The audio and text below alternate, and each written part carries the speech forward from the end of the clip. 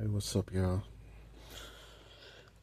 Uh, Now in this video, excuse me, it's crazy because I'm just now waking up, but it's 2:20 now, so I'm actually supposed to be asleep and shit. Especially considering the fact that I got to do a little shopping tomorrow. Yeah, actually, I went out today to this meat market way out in Aurora, in some part of Aurora I've never been to before. That's what I'm saying. 8 years in this town. You know what I'm saying? And I'm still learning about this place. I'm a newcomer, and I hadn't seen so much shit. And I'm pretty sure anybody, who ain't from around here but has lived here just as long as I have, will tell you the same thing. And we don't even know one side of Colorado from the next. Besides, where we usually frequent, which is usually gonna be, either our jobs or places where we go shop. And you know what I'm saying? Where I work, or around where I work, just happens to be also where not only where I shop, but the same area around the college campus, which again I have yet to start. There's no people over the years have seen me with my books. They've seen me reading, studying, getting prepared for all these different fields of STEM. Yet and still, despite being registered to go to CU Denver, I have yet to attend any classes at CU Denver to this day. And there's a reason for that. My reason is, one, I'm in a rush, but I'm not in that much of a rush. And what I mean by that is, there are like these modules and, just things pretty much in the martial arts world that I have to take care of. It's incumbent upon me to learn the secrets of internal strength, if you will. So that's pretty much what's holding me up, among so many other things. Because I also, because what I'm trying to do, I'm pretty much righting the wrongs of the past, if you will. That's the best way I can describe it. I'm righting the wrongs of the past.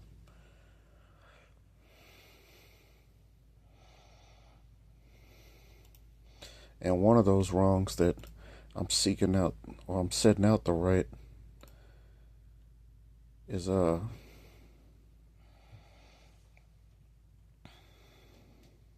forgive me, I'm looking at the stuff on my Gmail. I deleted stuff. One of the things that I'm getting prepared for, because for years, I've been practicing different branches of STEM, namely throughout math,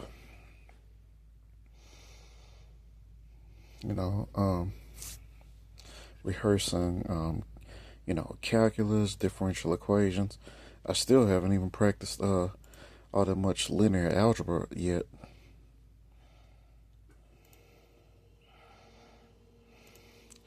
But there's one thing that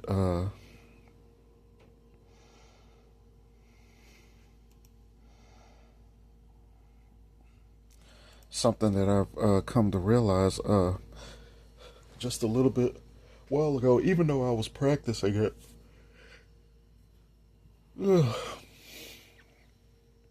I realized that's something that I really need to get on for real, and that's the standardized test of high school, and that being those of which, as you know, being your SAT as well as your ACT. You know, one thing that I find hilarious about this place is that they actually have adult high school institutions out. I mean, like buildings. And you know, with me being a Tennessean, a Memphian, for that matter, that's just some shit I ain't seen. As a Memphian, dropping out of school, dropping out of high school is the worst idea. That's the worst thing you could do.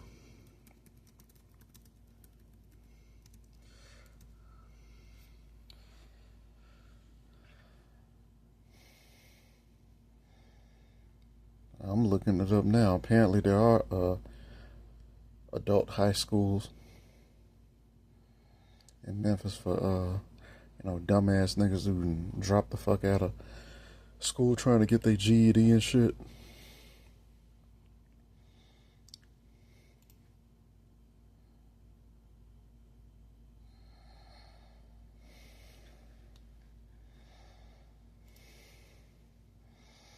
So I guess that was a culture shock. But so needless to say, I graduated on time some 20 plus years ago, but I'm still visiting the sins of the past, and one of those sins is, you know, getting prepared for these standardized tests. That there should have been things in place, but you know, in a time like the 2000s, the early 2000s for that matter, I mean,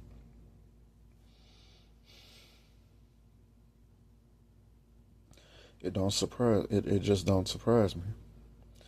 It don't surprise me that we didn't have access to the books, let alone the tech that we have here in 2026. You know, the exact things that we should have had if we were going to engage in something like so. You know, the irony that um, the irony that my STEM trainer, or not even my STEM trainer, my STEM classes are going to be taking place in a time such as this, the age of AI, the age of Chat GPT, which is basically, you know, a STEM tutor. If y'all don't know, I mean, I don't know about all these other AI programs, and I really don't care. Because I see all the stuff that, oh, if you're over 40, stop using Chat GPT, use something else better. I'm like, for what? Shit.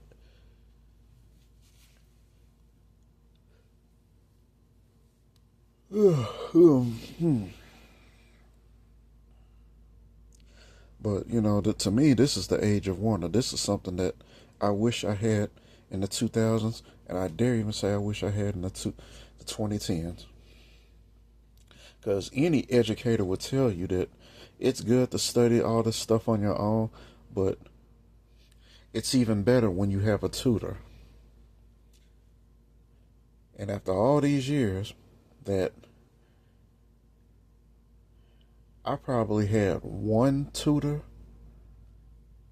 and I can think back to my University of Memphis years,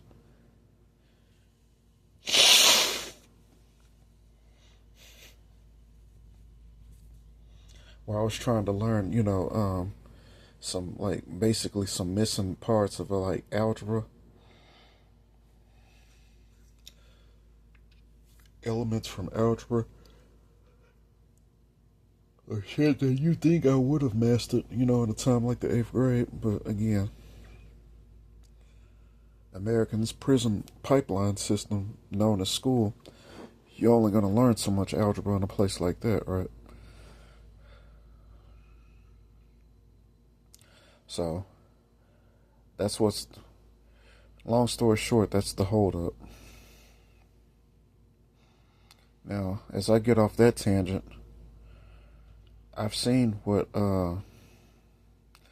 is going on in my former city of Memphis with, you know, this foolishness that's taking place amongst Glorilla's family. But given the current events that have been going on here,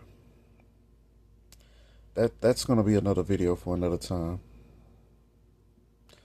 I'll just address that another time. This tomfoolery amongst these coons and Glorilla's family, whom she's wisely abandoned.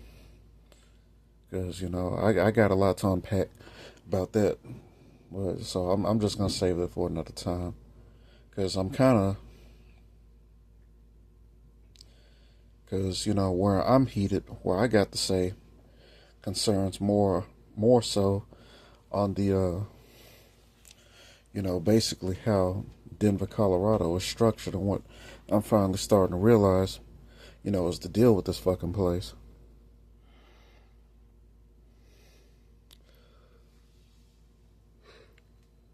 A question many of us out-of-towners have been trying to figure out, what is up with Denver, Colorado? And if you know, if you've been out here and you've lived here, but you from someplace else, it goes without saying you've encountered the Coloradans. They've gone out of their way to make their presence known.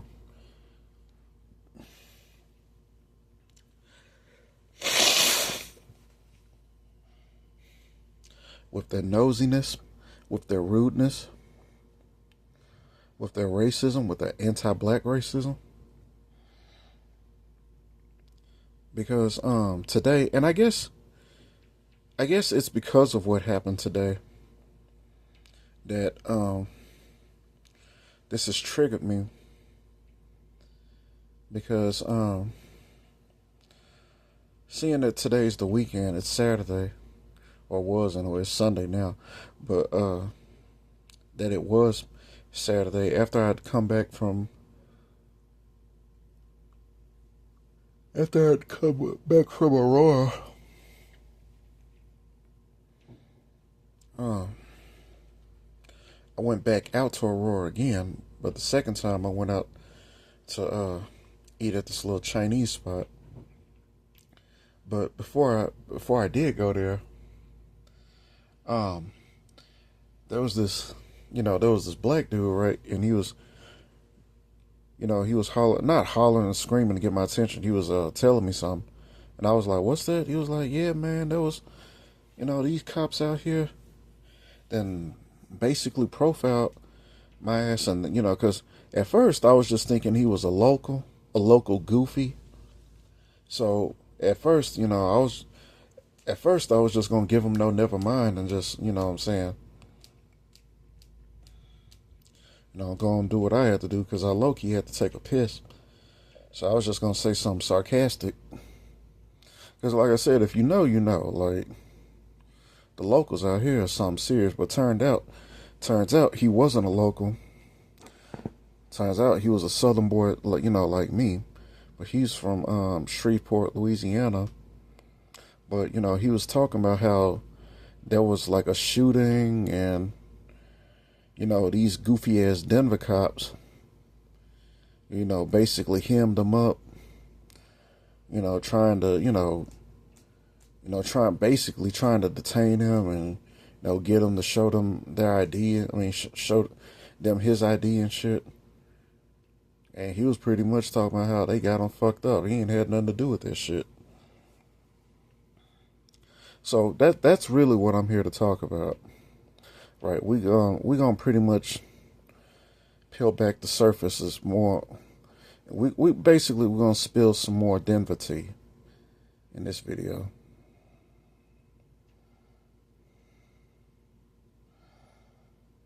We're gonna talk about it.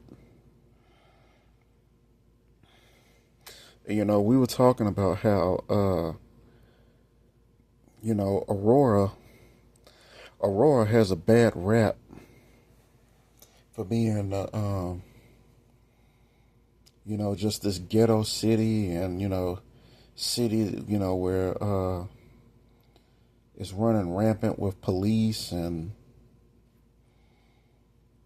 and gang violence. Now, and granted, I'll tell you that there are parts of Aurora, obviously, that do have those elements. Of course it does. Of course it does. But take it from me, I humbly submit that as a collective, Aurora puts Denver to shame. As a collective, that the same jankiness that you can find in Aurora, you can find just as much in goddamn Denver. But see, that's just part of the hypocrisy that goes on in Colorado, as well as the hypocrisy that goes on in the U.S. as a whole, is to talk shit about one place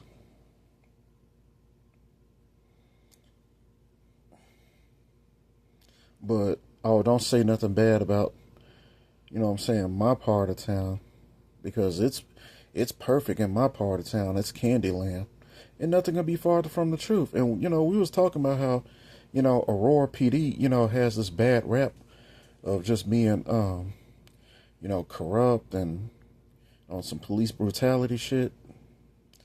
And I was telling, we both came to agree that, Denver, it's these Denver cops who be doing the most. They way worse than some damn Aurora cops, because at least Aurora cops are getting their shit together as far as, because they've been sued 50 million times and shit.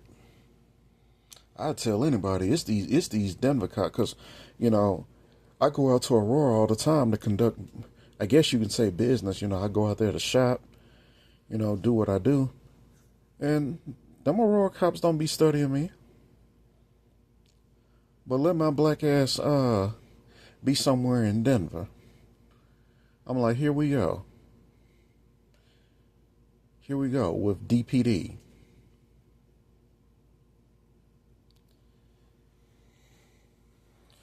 Niggas just showing they Ku Klux Colorado ass.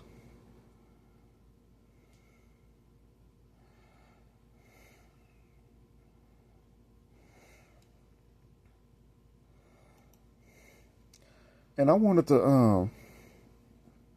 piggyback on more of that, because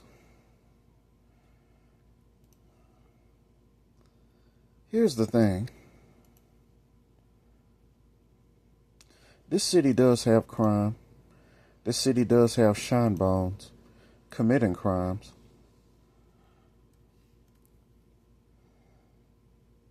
But coming from a black ass city like mine,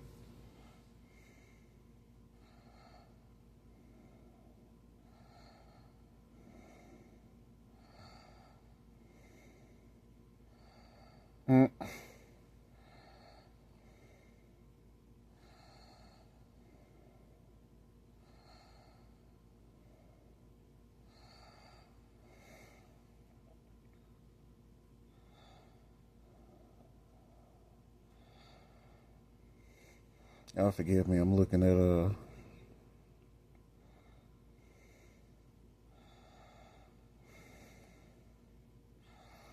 at this foolishness on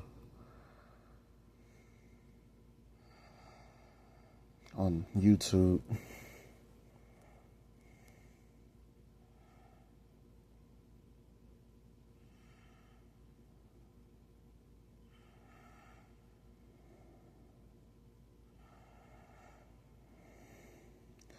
So here's the thing. The issue that I have with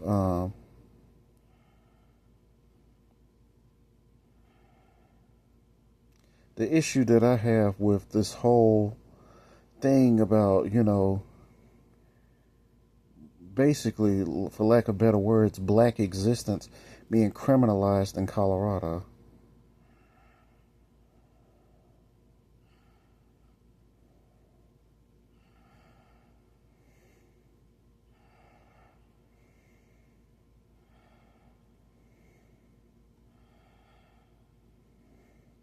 Even though, like I said, needless to say, you know, Negroes out here do be on some dumb shit, be doing the most and shit.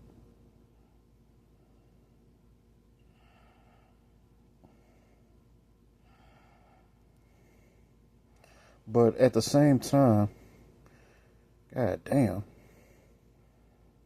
I heard, I just learned Lil Jon's son was found dead. Man, it's crazy, bro. These rappers, man, and they sons, man. I just heard, man, we already know about what happened last year with Project Pat's son. Bro, it's crazy how these all these rappers that we grew up with, back in the 90s and early 2000s, and they got kids now, and they kids the ones getting it. This shit wild, man. But before I get on that tangent, yeah, let me hunker down. All right. And me and the dude, we was talking about how now I've been in Denver for 8 years, right? I ran the fuck up out of Memphis like a bat out of hell. Escaped abject poverty. Came out here for you locals, for you salty ass locals, black and white. Yeah, we came out here and made this Tennessee nigga came out here and made it happen. While y'all was out here doing all this fuck shit, including criminalizing my black ass, I came out here and pulled 60K. And sure, that may not translate much in Denver dollars, but it translates hella much in Memphis dollars. It may not be the greatest accomplishment, but it's an accomplishment. Shit, I bet to a motherfucker who's used to making, straight A's at Harvard, getting a B in a class in Harvard probably ain't an accomplishment, but it's an accomplishment to somebody. And I'm telling y'all, man, I'm this close. With that kind of money, I'm this close to getting up out the job market, because I'm so glad that we are finally in the age. We are finally in the age now that we, especially my generation, we millennials, have lived it. That we're finally spilling the tea and we doing something about this job thing. And I feel sorry for these. I feel sorry for y'all Gen Zers. Because I'm telling y'all, 20 years ago, back when we was 20, we was going through the same exact shit. Because, there'll be these videos on, millennials were born in this time where, we just didn't, pretty much where we didn't stand a chance. Which we didn't. But I'm like, look at here. If we couldn't stand a chance, what makes you Gen Zers and Gen Alphas think that y'all can stand a chance? I hear tell a lot of you motherfuckers can't even read and write.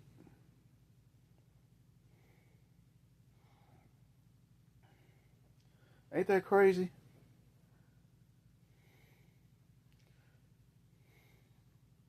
Because I'm pretty sure most of Gen Z at the least is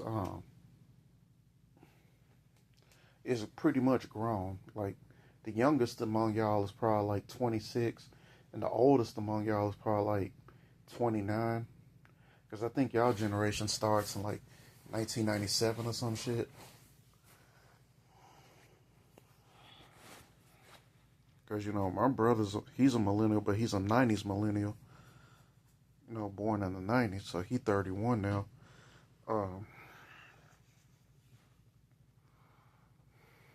And I just turned 40 about 3 months ago.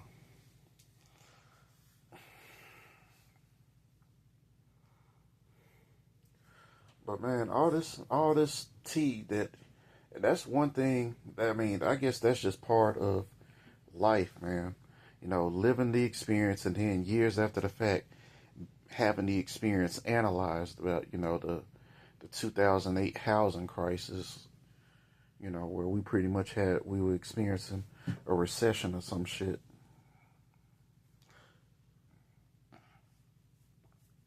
And whatever else was going on, in the 2010s and, whatnot. But, me going through all that, and finding a way, making a way out of no way, having to leave my hometown and come to Ku Klux, Colorado. As much as I say that, and the crazy thing about Ku Klux, Colorado is that, I just happen to hit the jackpot of jobs, so a nigga can make, $60K doing what I do.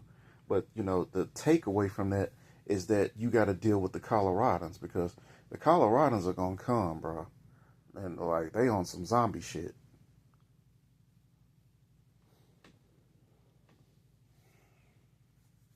And we're going to talk about, that's what this video is about. We're going to talk about,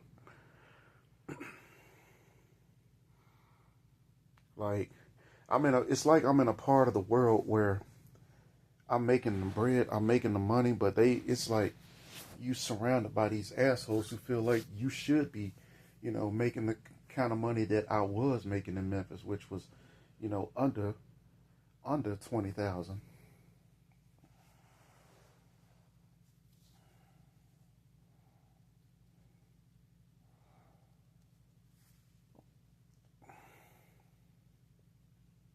So we were talking about how in this town, the black man is routinely criminalized. Some shit goes down. Who's the first suspect out here? The black man. Mind you, in a town where the black population is anywhere from 8 to 10% of Colorado's population, because they were saying that Colorado is like 60-some% white, 30-some% Latino, and the next majority after that is black, and after that Asian and Pacific Islander and shit.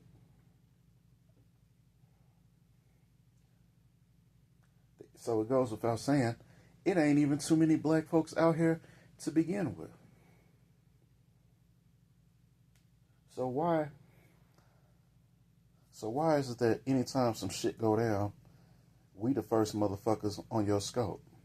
When it ain't, like I said, it ain't even enough of us, even if it was true. Because like I said, I would tell, not that I can't tell these dumbass Colorado niggas nothing anyway, but I would tell anybody as nosy as these motherfuckers are, as all over the place as these motherfuckers are, unless you doing some home invasions at night type shit,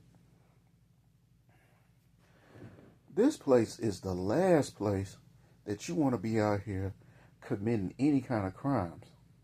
Why would you commit crimes or whatever kind of fuck shit that was going on in a place where there's people literally all over the place? There are people everywhere. And what kind of crimes do you think you would be committing? And where would you go thinking that, it ain't gonna be no witnesses? It ain't gonna be no cameras. Where they do that at?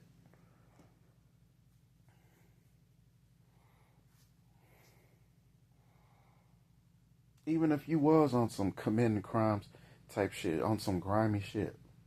Second off, since I've been in Colorado, now yes, do black people kill each other out here? Of course they do. But just like any other mainly black city, the only people that I've seen black people kill are black people.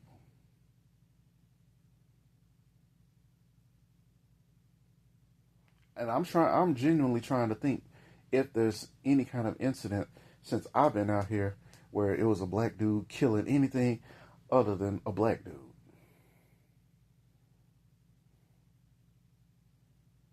And I can't think of shit. I mean, I kind of think back to there may have been some incident at the mall, like last summer or a few summers ago, where some black kids and some Hispanic kids got into it, and them niggas ended up shooting them Hispanic kids because, like I said, everybody in Colorado ain't from Colorado, bro.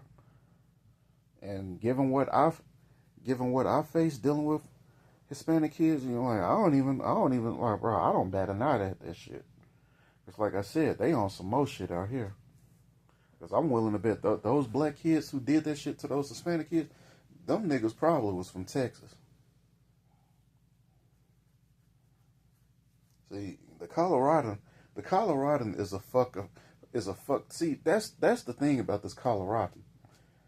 Whether they're black, white, or Hispanic, or Asian, whatever the fuck they are a genuine fuck around and find out crash test dummy. A whole fuck around and find out crash out. They ain't got no kind of decorum. And not only do they not have that, they always on some jump the gun type shit. They're always putting the cart. No, excuse me, putting the cart. Yeah, I said it right the first time. Putting the cart in front of the horse. They always doing that shit. And that's how I get these dumbasses. These niggas will be on some gotcha games. They'll be on some all type of fuck shit. And I'm like, it's like they trying to, and I say this metaphorically, it's like they pull the gun on you and then put the mag in the clip type shit. That's the kind of time they on. It's like, yeah, I want to kill you, but before I do that, I'm going to present to you that I have a gun. Then I'm going to pull out the mag and then, you know, load the clip and cock it back then shoot you. That way I give you time to fuck me up. And yet and still, and I say that metaphorically. I know they don't do that figuratively. But, and they wonder why Denver ain't put on the map. They wonder why ain't nobody got no respect for this place as a collective. Why America as a whole. Why, you know, niggas from ATL, Detroit, you know, killer cities ain't thinking about no damn Denver, Colorado.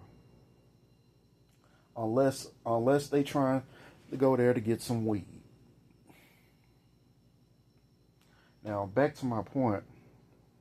So, this city, this Ku Klux Klan city,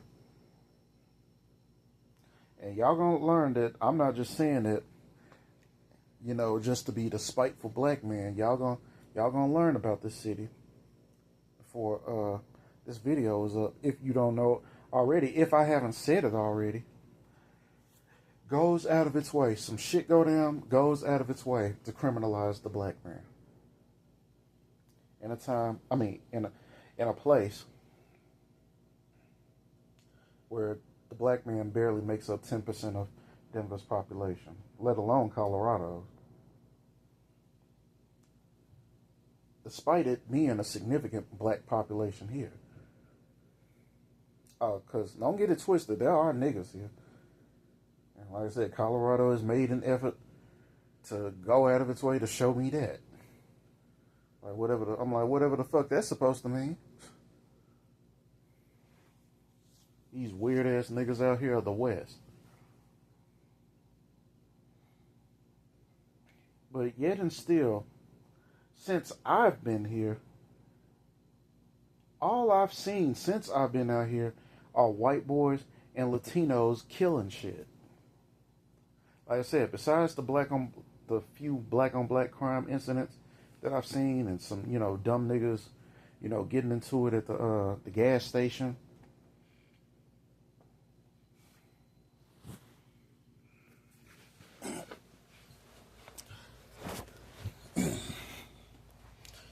I ain't really seen a whole lot of black folks just out here killing shit.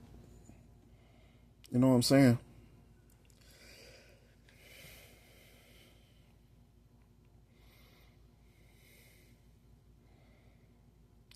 But like one of my first years out here, my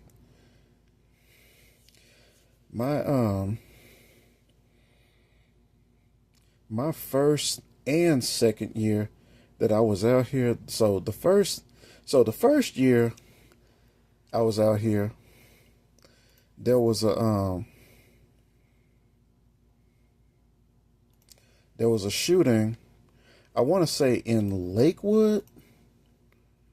Now this was back in 2017.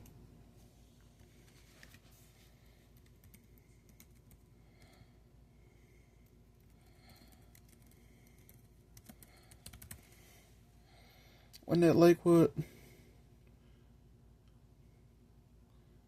Yeah. And they switched cheese that nigga. I'm pulling it up now. Yeah. Yeah, it was in Lakewood.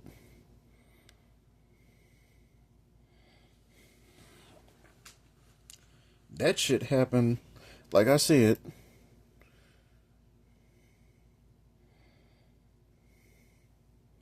Oh wait, hold on.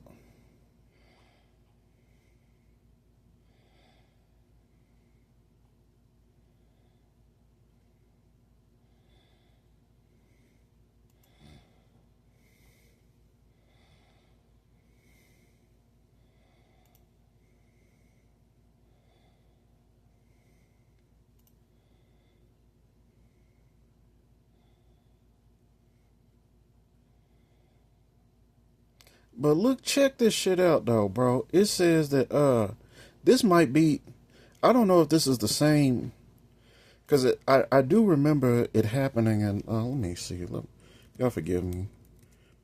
I'm just trying to get my facts straight. All right, shooting.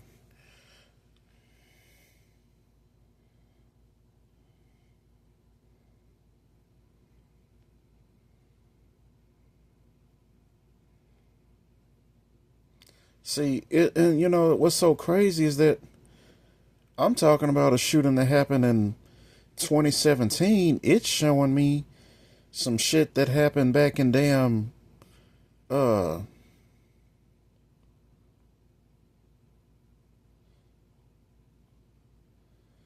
2022, 2020 type shit.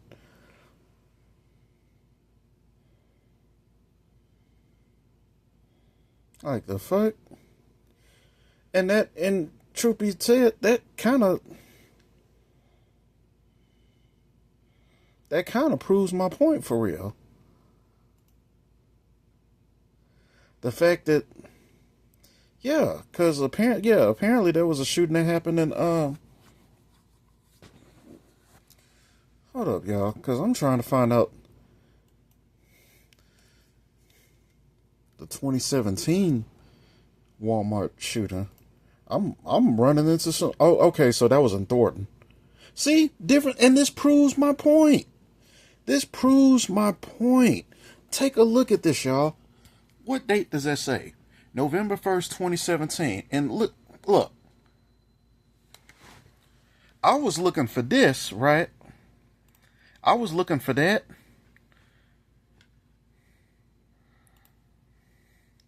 I was looking for that to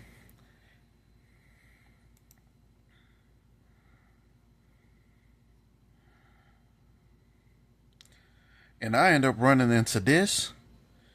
All four suspects were juveniles at the time of the 2020 killing.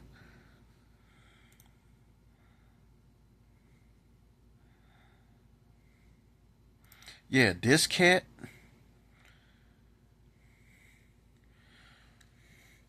I got the volume turned off. So you fast forward 3 years later. I'm trying to get his mugshot. So yeah, fair use by the way. Yeah, this cat, a nigga named Matthew Paul. So I'm giving you concrete evidence. And they're saying on this ad that see, there have been clearly there have been multiple shootings since the incident that happened the year that I came out here, which was in 2017. I came out in October of 2017, and 1 month after I came out here in 2017, there was a shooting in Thornton with the first dude I showed y'all.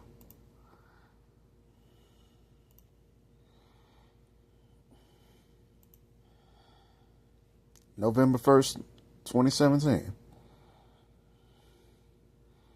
That was in Thornton. This other shooting, Lakewood. All these little suburbs out here in Denver.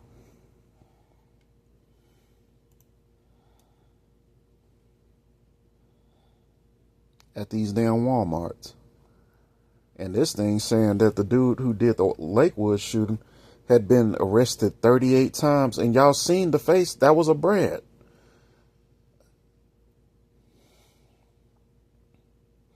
Had been arrested 38 times since 1992.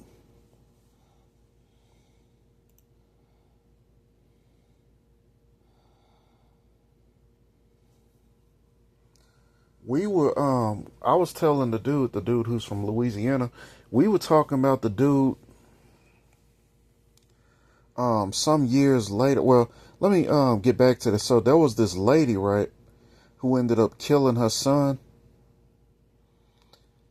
And then calling herself driving from Colorado all the way to some part of South Carolina, some motherfucking where,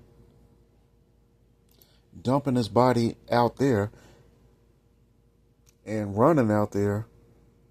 Or either she dumped the body out there, or she drove out there, ran out there, and had to be extradited back to Colorado. Because actually, I think they discovered the body here. I think she took her little happy self out to South Carolina.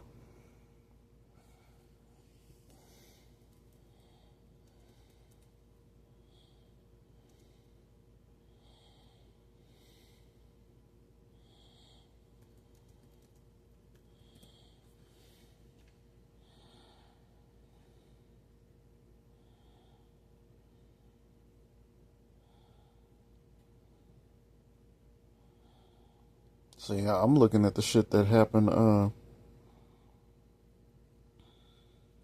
again.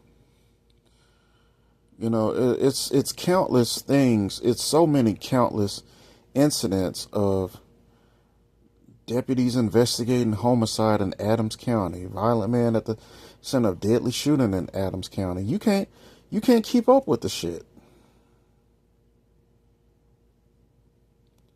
Look.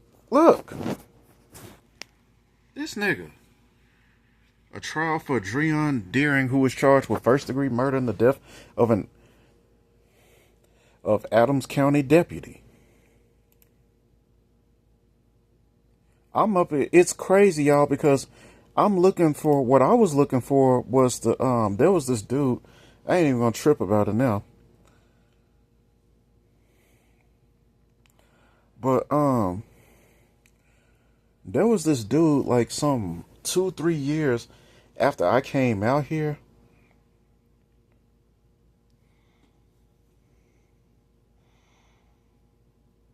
There was this dude in this suburb known as Adams County who had a wife and 2 daughters. And you know, he worked at this oil rig.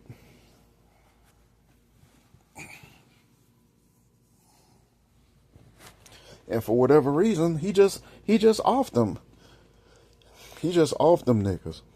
He offed his wife and he offed his 2 baby girls, and then dumped their bodies out in the oil rig. Calling themselves hiding the evidence.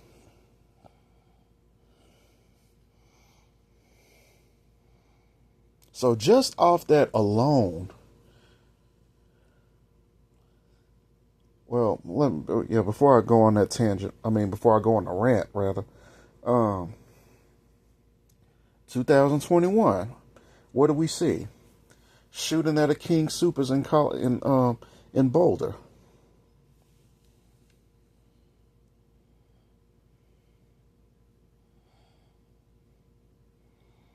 And like I said, y'all, I wasn't even looking for this shit.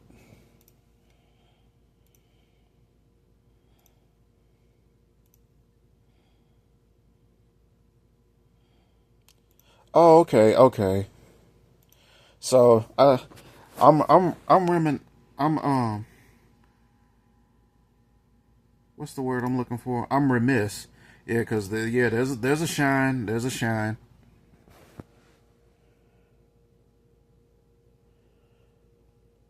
So yeah, there's one Hagway who apparently who did kill a deputy.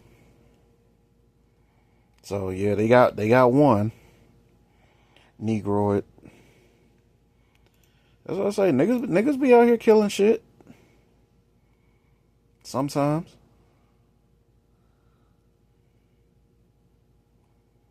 but they wasn't doing all that as far as the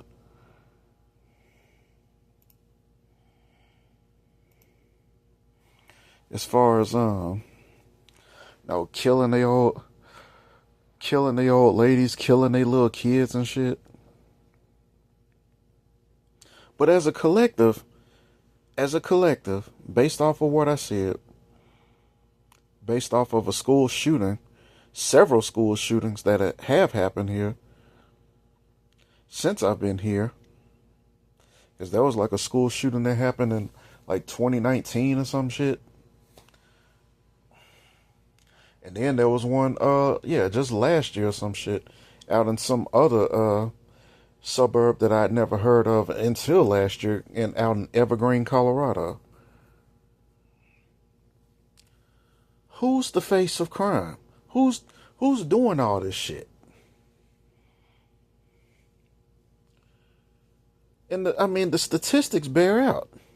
It stands to reason that the people who are in the majority of the it kind of goes back. It kind of goes back to what we say about the fact that how the black man is presented as the face of crime in America as a whole, ironically enough. And we all know, any of us coming up out of these inner cities, we know how busy niggas get. We know how busy niggas get.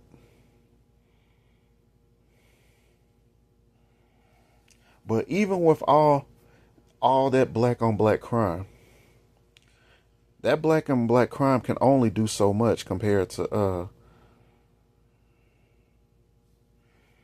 yeah, that black on black crime can only cover so much range when you only make up 14% of the population.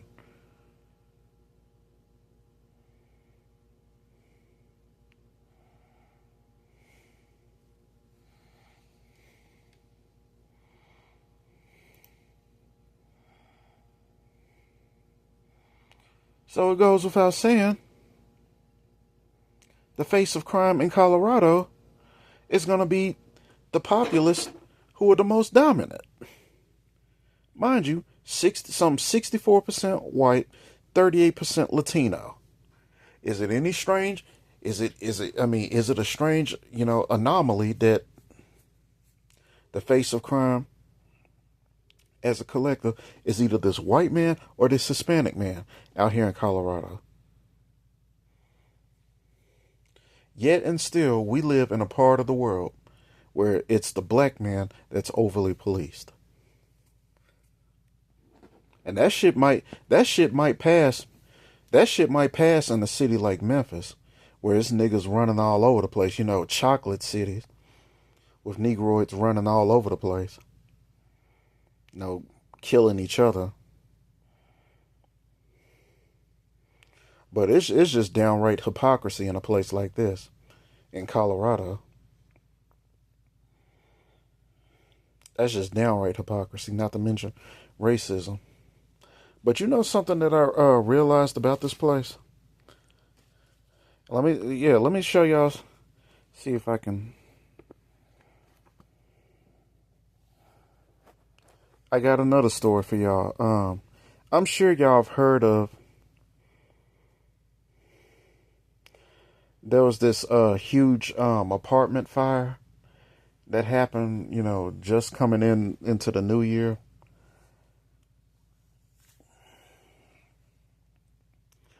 And at first I thought it may have been some old wiring, but apparently somebody arsoned that shit. there was somebody who was charged for arson, and I just happened to have the the paper on it from the Glendale Cherry Creek Chronicle.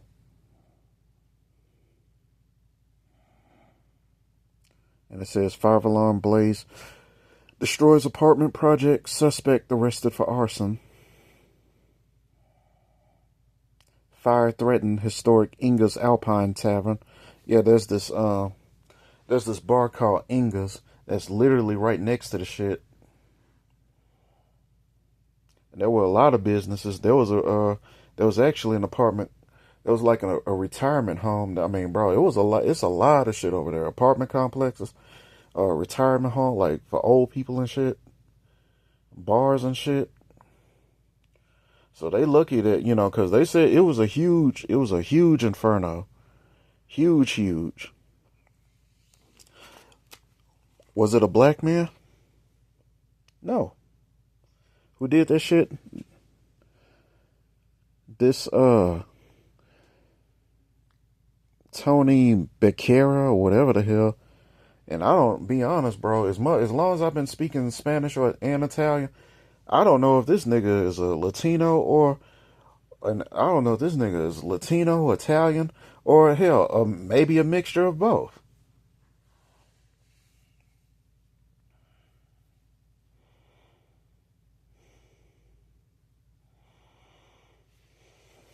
I don't know who the fuck this nigga is, but I know it ain't a nigga.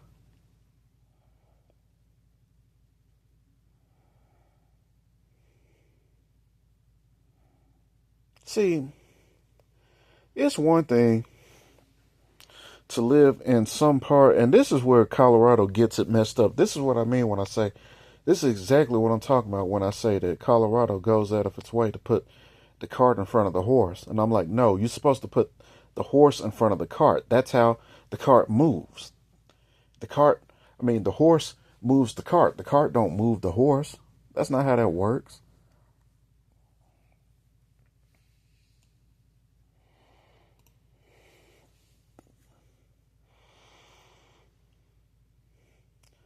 So, in a time period like the early 2000s, right? In my hometown,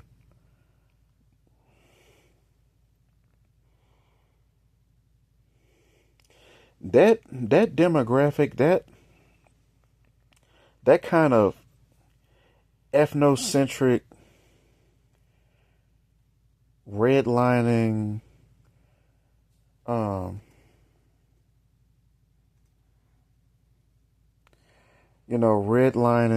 gentrification type of deal might have made sense in a time period like that.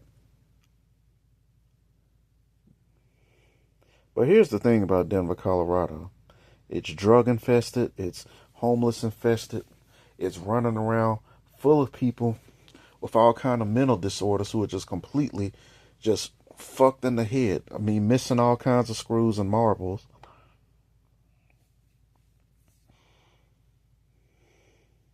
Calling themselves not only trying to be on some ethno state type shit, calling themselves trying to be on some, criminalization of the black man type shit. Now, with all the pieces of evidence that I just provided, how y'all gonna sit up here and make the black man the face of all the crime in Colorado when it ain't even enough of us to go around?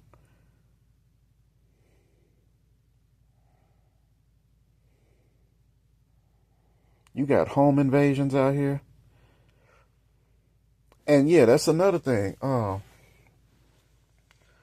There was another apartment because like them folks in Glendale, they got lucky. They were real lucky because that apartment complex, that place was in construction. So it wasn't even, wasn't nobody occupied in it or nothing. They were real lucky. I mean, like I said, nobody got hurt, nobody got killed. No neighboring businesses got torched in the process. Everything's still there except the apartments that he set on fire. But it was a few years back that there were these stupid ass teens who set, again in Lakewood, set some apartment on fire, and they killed a couple of people. And they deliberately set that place on fire.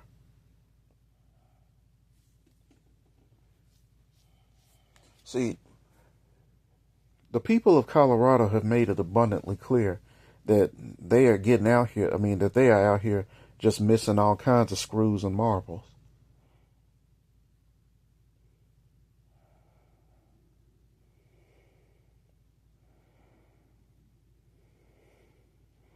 And this is what fucks me up about this place too, is how they'll sit up here and get mad at the expat, the out of towner.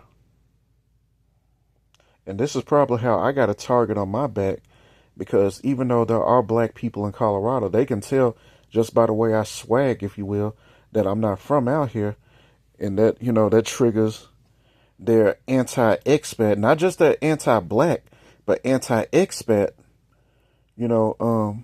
bias. But here's the thing, though. The expat, we're not the ones trash. And I know I've stated this in past videos. The people who ain't from Colorado ain't the ones trashing Colorado. How many times have I said that? I know I have said this before. I know I'm beating a dead horse here. I know I'm beating a dead horse. How many times have I said that the out-of-towner is not the one, we're not the ones trashing Colorado? If anything, we're the ones exploiting Colorado for its resources. And rather than getting on the bandwagon and competing against us out-of-towners so we can get out of here, since we're clearly not welcome here, these goofy-ass, retarded-ass locals would rather trash their city, destroy property, go into grocery stores, shooting up the place. And as we know, given Columbine, and given the that theater in Aurora, as we know, the Aurora Theater.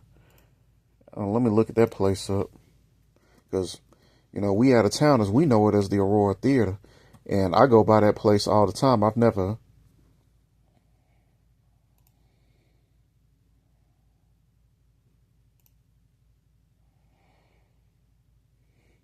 Yeah, Century 16. That's the. See, it's infamously known as the Aurora Theater, where the Joker went up in there and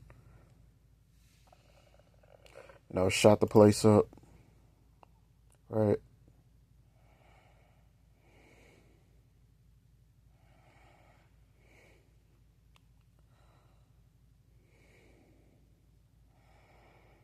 And apparently he wasn't even from Colorado. He was from like California. But I mean, that really doesn't make any goddamn difference. I mean, if anything, it's really alluding to my point, because California is a blue state also. And you get these hobo ass niggas, and I can't really even call him a hobo ass nigga, because he's really he was actually a PhD student. Of all people who did this shit, he was way more accomplished than what I can say about these goddamn locals out here. That shit crazy.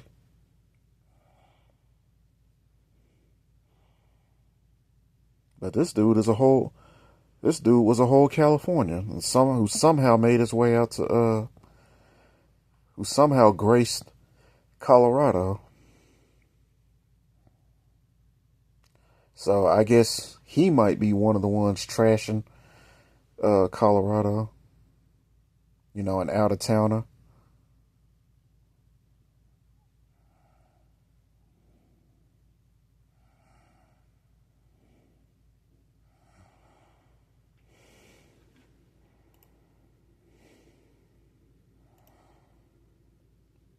But he's definitely, the exception to the rule. Because the Coloradans themselves, bro, they be doing the most trashing and destroying their own city, and then getting mad at the out of towners for, basically, when we collect and enjoy the fruits of our labor. Because all I do in this town, people, I don't date, I don't go out, I don't go I don't go see the Broncos, I don't go see the Nuggets, I don't go see the Avalanche. That's what the locals do. All I do here is I work out, eat, sleep, and I would say go to school, but like I said, I have yet to start doing that. But every now and then I will go because I do have a student ID. I just haven't started. I have been accepted into CU Denver, so unofficially, by that setting, I'm a CU Denver student. I just ain't been taking no classes as yet. And I'm low-key mad at myself because it was around like 4 years ago that I got accepted, but I ain't did shit with it. And it's so crazy, bro. The years go by fast on the motherfucker.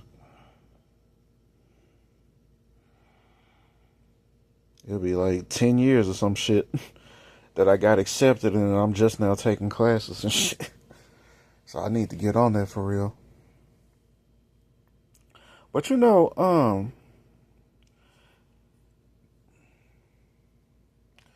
here's something that I had to come to realize about this fucking place. As far as why is it that even though, the jobs are here, the economy's here, by which it was brought here, for one thing, we got to bear that in mind. We have to bear in mind that Colorado's economy, particularly Denver's economy, because I can't even speak for the rest of Colorado, because I know Colorado Springs is trash and Boulder's expensive than a motherfucker, and I'm pretty sure it was always like that. So I specifically have to pinpoint Denver's economy, being an invention of the Texans and the Californians. Denver didn't do that shit. It never would have. Not in 10 lifetimes. So despite all that,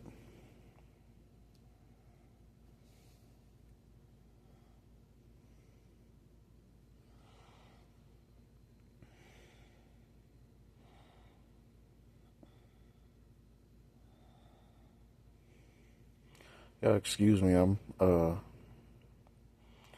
looking at this. I'm looking at the gang structure of Los Angeles on this video. And oddly enough, it's being explained by a white boy. Y'all notice that it's white boys who basically have gone in and basically explain it. That's the difference of what we've seen. We kind of seen that in the 2010s, but that's been the thing of the 2010s and the 2020s. That's some shit you would have not seen 20 years ago or so. But so with that said, what that did, California and Texas putting their money together and basically putting Denver on the map, at least, economically, so that people like me could be basically given a second chance to get out here and, make a legacy for ourselves type shit. Because, as we all know, it takes money to make money. And you can't make nothing shake in no poverty-stricken part of the world, bro. I'm sorry. I mean, you over here, working at FedEx, working at CMOS, working at Adecco,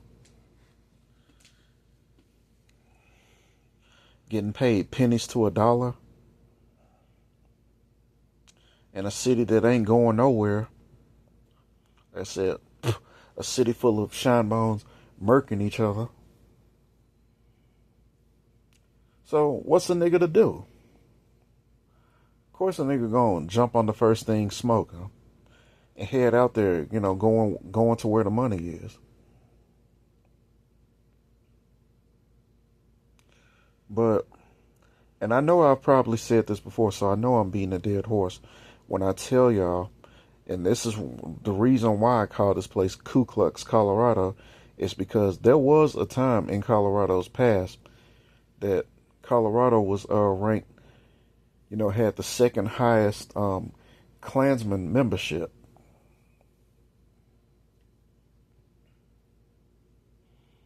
And Colorado has all kinds of, racial history behind it.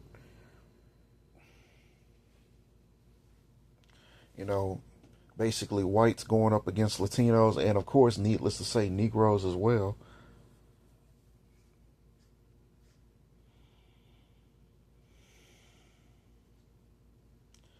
But the thing about Colorado's Jim Crow is that, and this is something that I finally came to realize, because I was just thinking about, all the fuck shit that I experienced in Memphis. One thing I can say about Memphis, and I can't speak on the entirety of the South. I'm pretty sure there are parts of the South that are just, redneck, racist, and probably ain't got a significant black population down there. Pretty much a sundown town. Yeah, pretty much. Sundown towns. I have no doubt that there are parts of the South that are just like that. To name one sundown town, off the rip, Harrison, Arkansas. The South does have places like that. But as a collective, where did the civil rights movement take place? It took place in the South.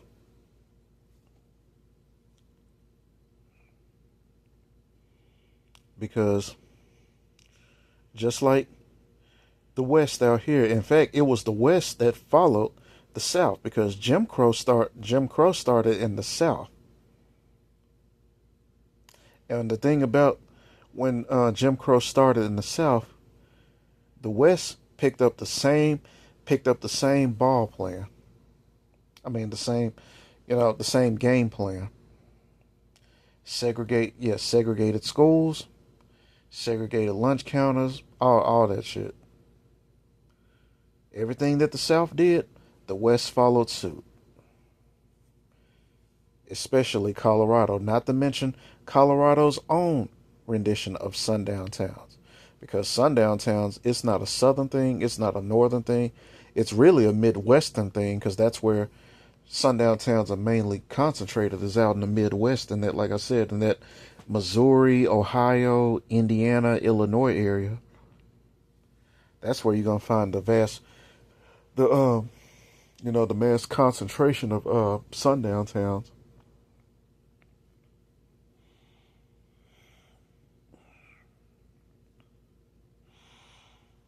But they're all over America,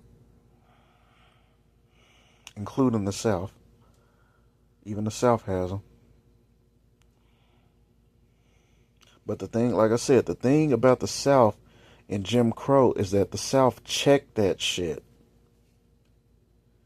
via the civil rights movement. The South checked that shit. And that's why, as much as I was prepared for it, as much as I knew the day was going to come, I was going to have to with my comings and goings, not just in Memphis, because, like I said, I'm a Southerner. I've been through, because even though my dad is from Tennessee, he's had all kinds of dealings with him being in the Army, being in Fort Benning and Birmingham, Alabama, Auburn, Alabama, all throughout the South. We've been up and down the South, except there's only like 4 states that I can name, in the South that I haven't been to.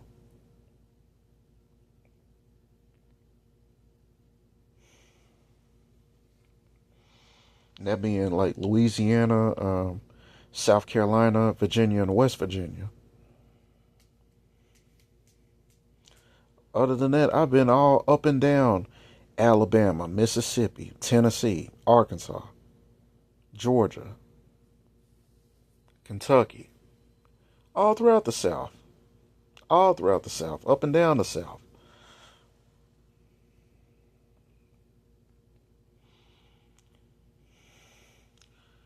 But with that said, the experiences that I faced in the South, with all the fuck shit that happened to me in Memphis, I can't really say that, my time down there, I just experienced balls to the wall, LAPD style, what I'm saying, just racism.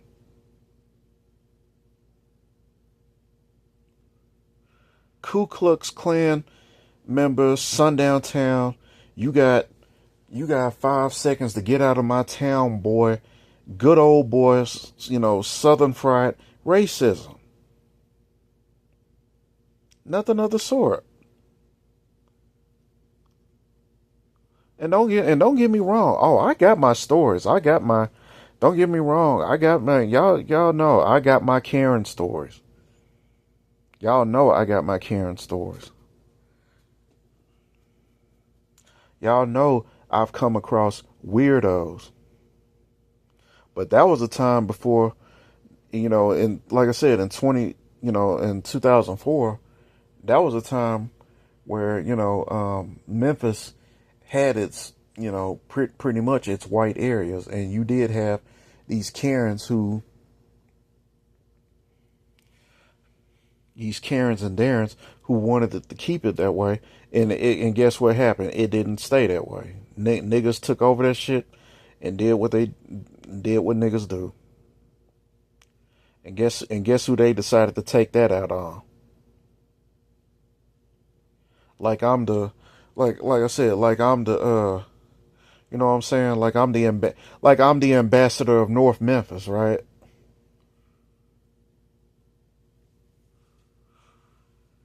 This is what they do, man. This is what they do. They'll take it out on the nigga minding his own business. This is what they do, bro. It is so passive aggressive and cowardly. I'm like, you ain't got no smoke for this thug ass nigga from North Memphis, from South Memphis, but you gonna take it out on the black kid who just happens to be quiet. That's who you express your prejudice towards, bro. What kind of shit is that?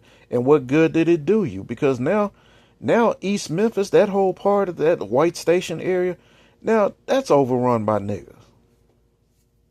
And you know what niggas do? That's what they do. They trash shit. Niggas down in Memphis trashing their own city. And trashing other parts of the city. I'm like, motherfucker, I grew up in East Memphis too. I'm from Southeast Memphis. We didn't do all that shit. We weren't doing all that when Southeast Memphis was predominantly white.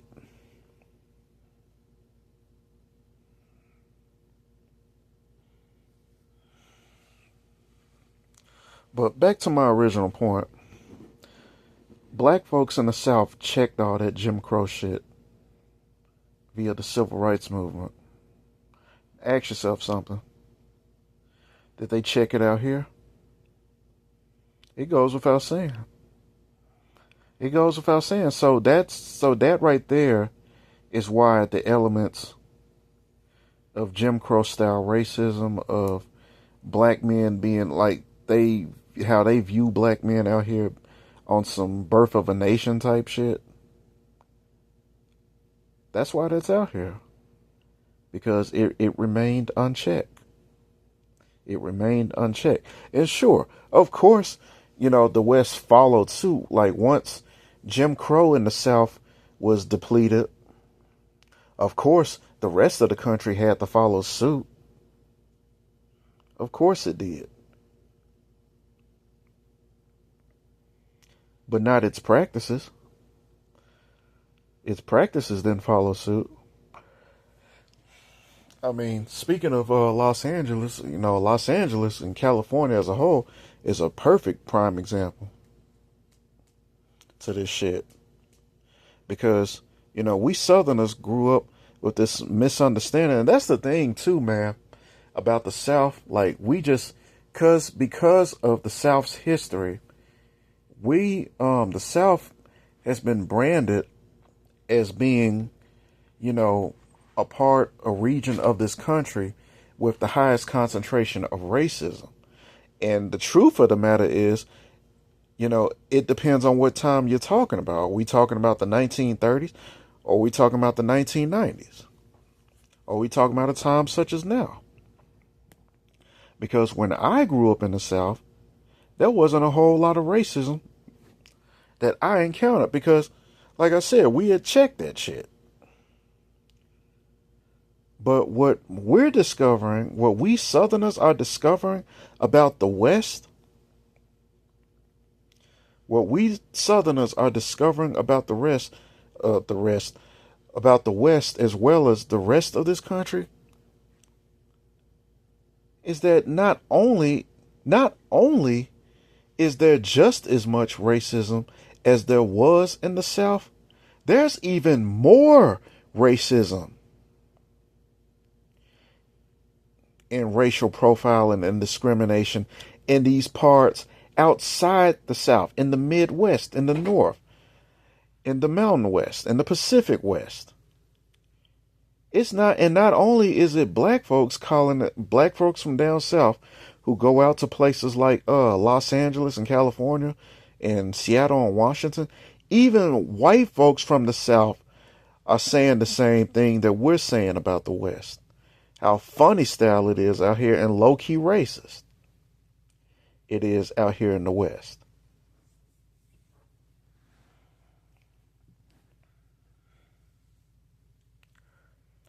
White folks from down south, white folks who grew up in parts of the country like Memphis, coming out to places like Seattle,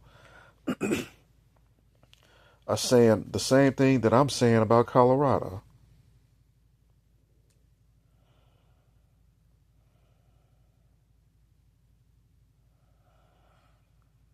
Because, like I said, we all know that, like I said, the South gets a bad rap, and I almost low-key feel, somewhat remiss to, go along with America's stereotype about the South, being on some Jim Crow shit and all that other shit. But, like I said, there are parts of, like I said, there are parts of Oregon, there are parts of Washington State, that make you want to move to Mississippi, make a black nigga like me want to move to Mississippi.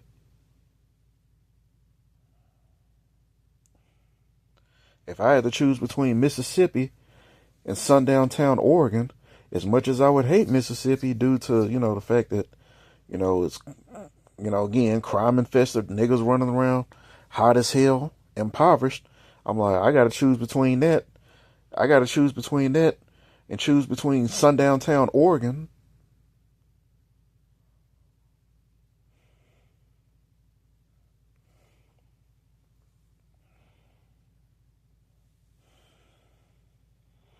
I'm just going to have to oblige with Mississippi.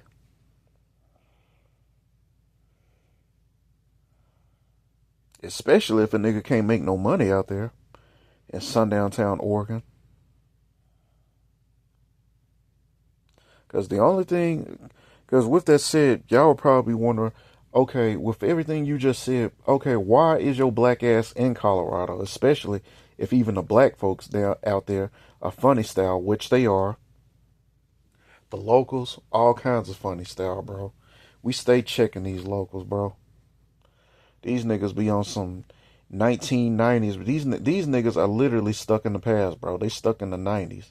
And I would say you got some white supremacists out here stuck in the damn 1960s. Because like I said, they never got over that Jim Crow period. Somehow, they never got the memo that Jim Crow been over for the past 60 years or so. I'm like, fool, school's been integrated. They've been integrated to schools, not to our benefit. Not to the black man's benefit, they integrated the schools, but schools were integrated in the South back in the late 60s. I'm like, didn't y'all get the message out here in Colorado? And that's the thing, too, man. You know, this whole hype about us Southern boys being a bunch of hicks and yokels and, just a bunch of, country bushwhacking, moonshine sipping, rednecks. I'm like, what about you yokels of the West? Are you any more sophisticated? Because I feel real remiss about, the fact that, I went along with the stereotypes of the South, or I allowed, America's stereotypes of the South to define us as if it is so up to date, so modern age in any other part of this country. And I'm here to tell you, no, it's not. Especially in the fucking West. Oh my God. Well, not just the Mountain West, which again is a joke in and of itself.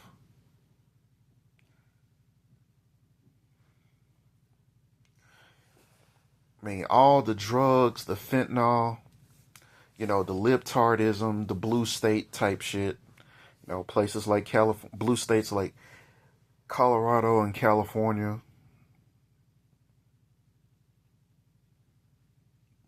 And there's a common theme for that particularly is targeted towards white Southerners, called like trailer park trash or even white trash.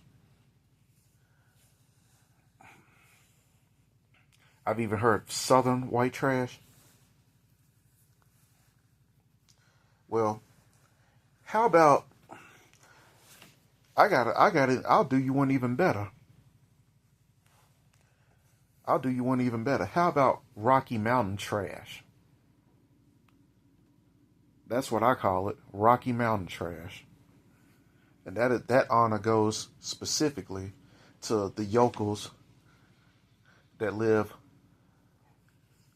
all throughout the mountain ranges of the Rockies, starting from Arizona all the way up to Montana. Of course, with Colorado being in between.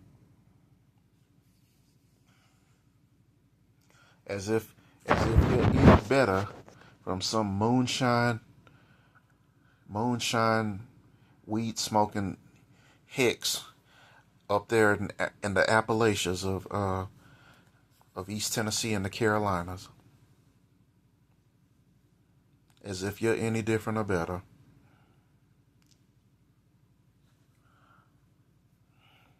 When y'all got shrooms, fentanyl, PCP,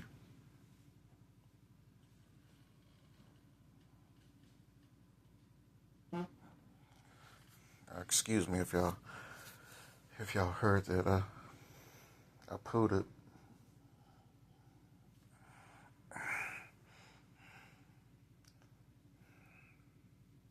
And mean for it to be that loud. But as if y'all are any different or better.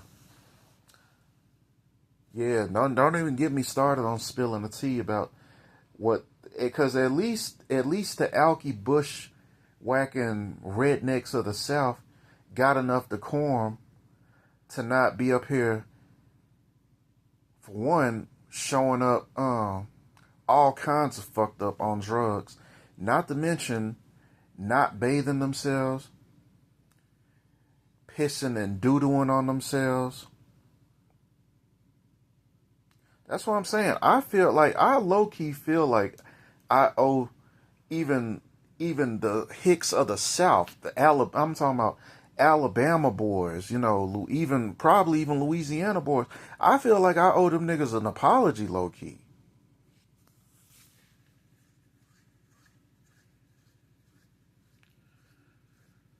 Because the lowest, hickest, redneckest white man of Texas, Alabama, Mississippi ain't on the kind of shit that y'all on, bro. Even he won't be up here.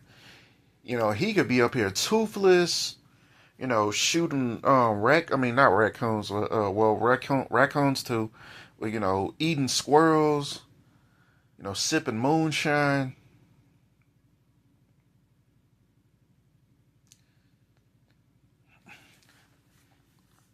But even that, you know, even that Southern yokel got, you know, way more decorum than what I've seen out here. Even he has more decorum, and as racist as you want him. Swears by his white Christian Bible. He hates niggas.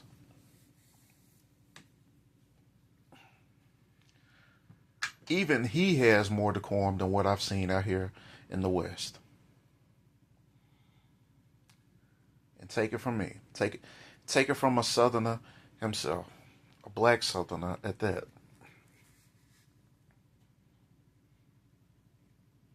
See, I'm not gonna allow you Western yokels who are way worse, way off code than any of us so-called Southern yokels or rednecks or hillbillies, whatever the hell you want to call us. You can call me a hillbilly all you want. I'm like, hell, at least this hillbilly got twice your amount of education. A lot of y'all are high school dropouts. What are you talking about? That's why y'all got adult high schools all over the place. Nigga, I'm getting ready to go back to school for chemistry, chemical engineering, all types of shit. What are you talking about? All the while trying to make me the face of your crimes here in Colorado. And you got white boys out here, meth heads out here who got rap sheets dating back to 1992. Walking up in Walmart, shooting up the place. Niggas don't do that. Niggas don't walk into places of business shooting. I mean, let me give y'all a forerunner up here. Niggas do not walk into places of business and shoot up the place unless it's a business occupied by niggas, like the club.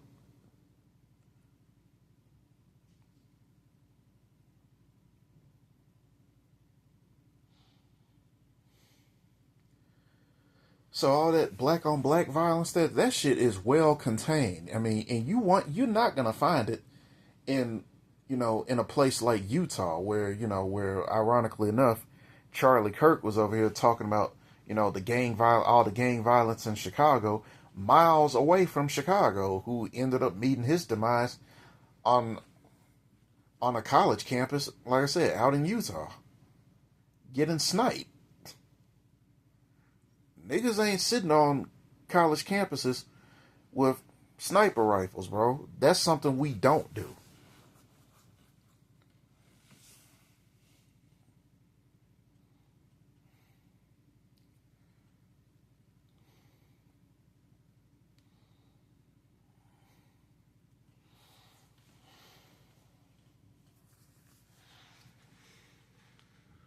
And you know, I am familiar with the fact that a lot of these good old boys, a lot of these rednecks, a lot of these yokels of the West, whether they realize it or not, actually have Southern origins themselves.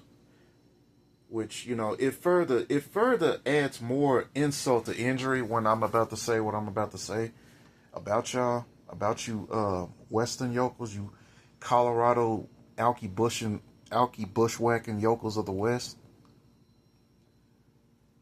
Because even back during a time like the civil rights, the civil rights movement, there was this California governor who went out of his way to recruit um, these racist ass police officers from the South, like Tennessee, Mississippi, Alabama, Louisiana, out to California to police black folks. I mean, that's just the time they was on, or that he was on. That's how we got the the Watts riots, I believe. Because that, I mean, yeah. Which reminds me, that is I'll give my props to California because that's one of the few states out here in the West that did check that shit, that checked that racist bullshit out here in the West. Ironically enough, around the same time that the South, we had to hold on, to down south back in the '60s. California was getting busy too. With Huey Newton and the Panthers and the Watts riots. But something. About you yokels of the West. Whether or not you know this, a lot of y'all have Southern roots too. Like, your Oregons, your Washingtons. The upper, Pacific Northwest. Not to mention, Colorado's history. But a lot of you motherfuckers came out here from the South, just like a lot of black folks did, even though these Negroes of the West are completely detached from their Southern roots, which is sad if you ask me, because, before I came out here, I really, I had my blackness challenged because niggas are supposed to be dumb and shit. Even though history tells a different thing, that our blackness actually is premised on our intellect. Because you look at brothers from well over 100 years ago, them niggas were mathematicians. Them niggas were engineers, bro. And never set foot in some, white-owned university.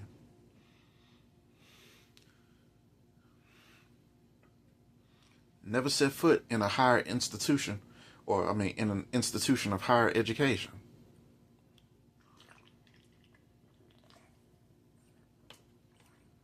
But, a lot of y'all, and this doesn't define the West in its entirety.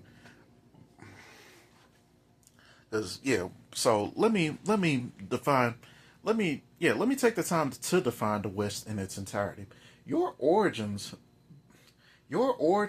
out here in the West, out in this cowboy country, were premised on uncleanliness.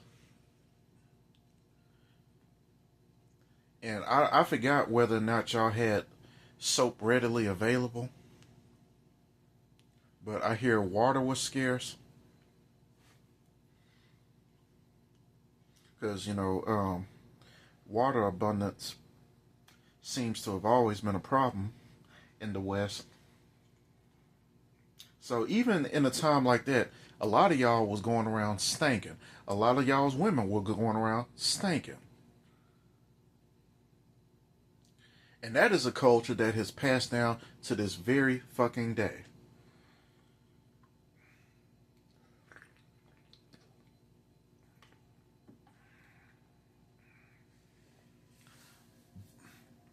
Where a nigga can literally smell your funky ass from feet away from you.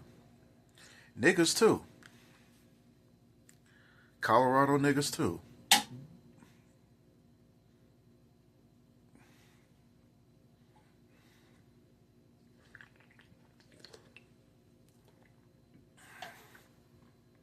Now, I've heard of people getting online talking about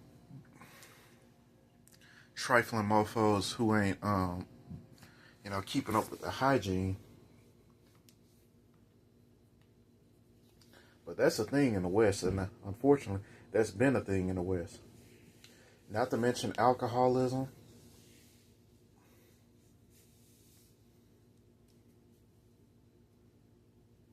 And then you want to hate on a nigga like me because, I'm getting up on my body game and shit, muscling up and shit.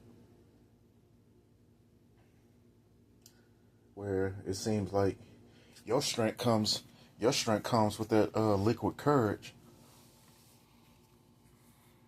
Right? Them cheap ass cans of beer that y'all be out here drinking.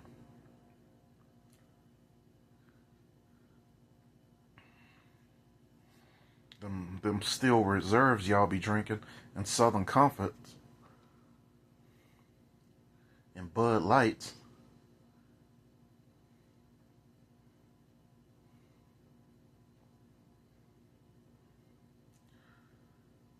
But another thing that I've come to realize about you, about you West, about you Mountain Rocky Mountain dumbasses, both black and white. But this is more so towards my white audience out here in the Rocky Mountains, who has decided to make the black man the face of Colorado crime.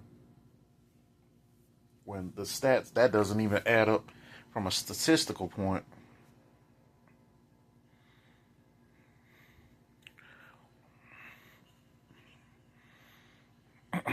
Even if you had a Tasmanian devil like me who can kill shit the way I can kill shit, but choose not to kill shit.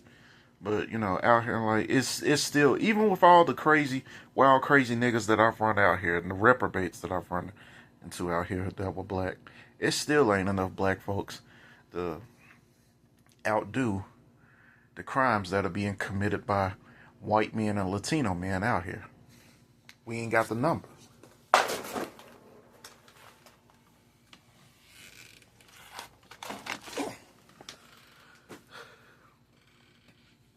But after the Civil War,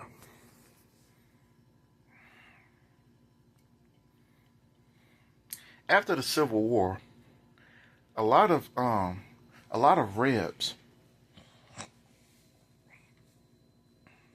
that had to have been a huge penalty for losing that war, because a lot of Rebs, a lot of Confederates were dispersed, and I'm willing to say that they were banished, that they were disgraced, they were dishonored for losing to the Union. Especially, mind you, considering the fact that the Confederacy was kicking the Union's ass for a long time,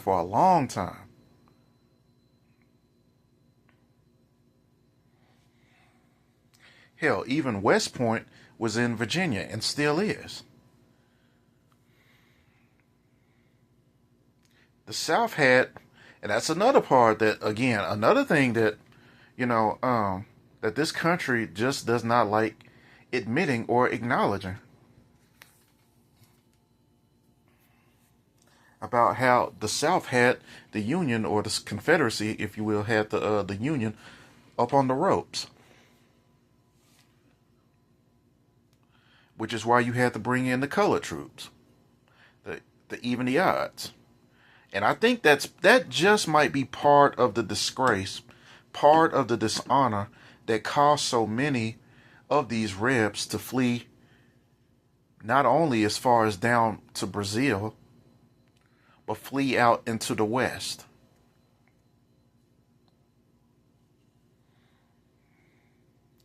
Many of y'all do indeed have Southern origins, dating back to the Civil War. Not just here in Ku Klux, Colorado, but I mean, like, as far as the Pacific Northwest and the Pacific West period. Not to mention, like I said, what I said earlier about how, some California governor recruited all the police officers from down south to California to police black folks out there.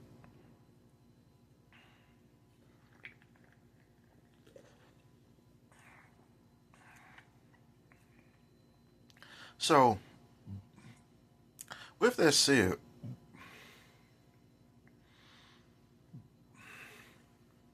not only are a lot of you motherfuckers the yokels of the West,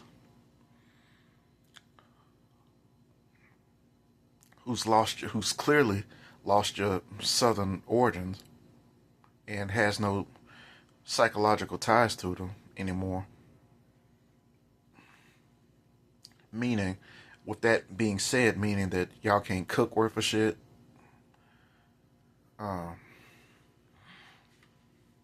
You can rock the rebel flag all you want, but I mean, at the end of the day, you're probably not gonna do too well for too long anyway. I mean, there might be some. I mean, I don't know enough I don't know enough about skinhead or Klansman hierarchy to know if, because you got the David Dukes of the world, headquartered in Louisiana. They're trying to, get white people as a collective all on board.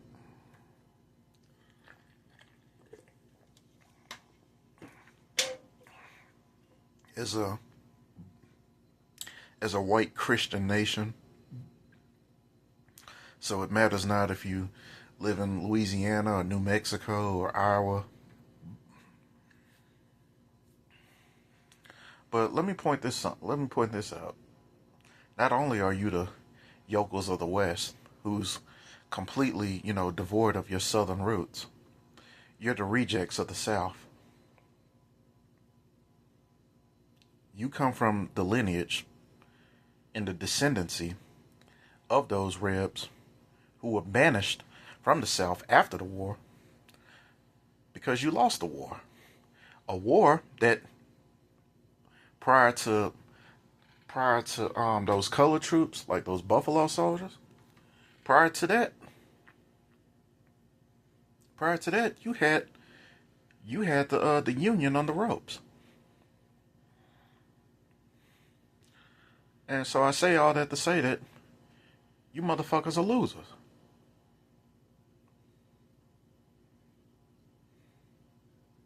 In other words, you suck.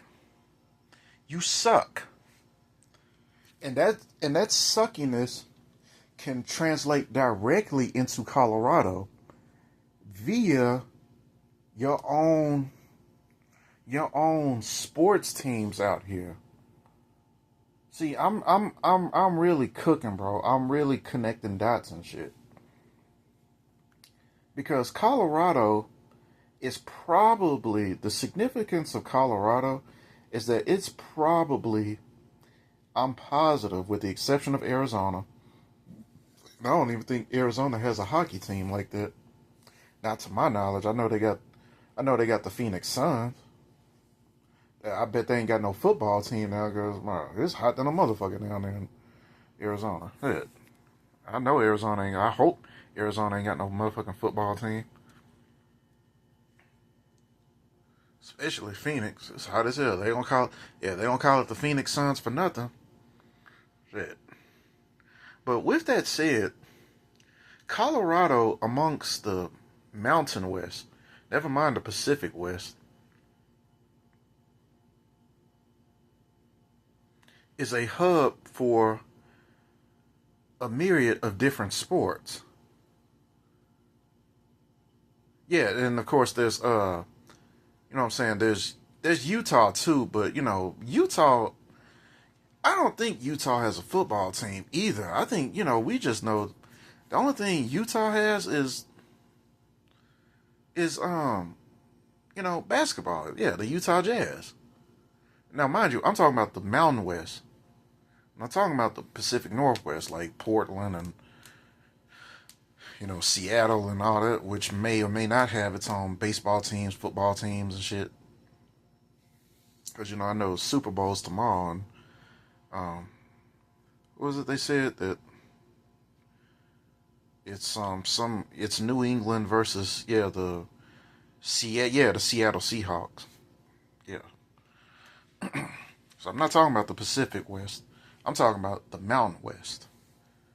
And the Mountain West, in its hub of sports, a myriad of sports, basketball, baseball, football, hell, even hockey.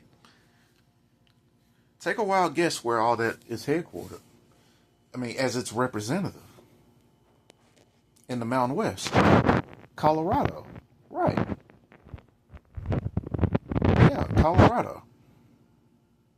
The Colorado Rockies, Denver Nuggets, Denver Broncos, Colorado Avalanche.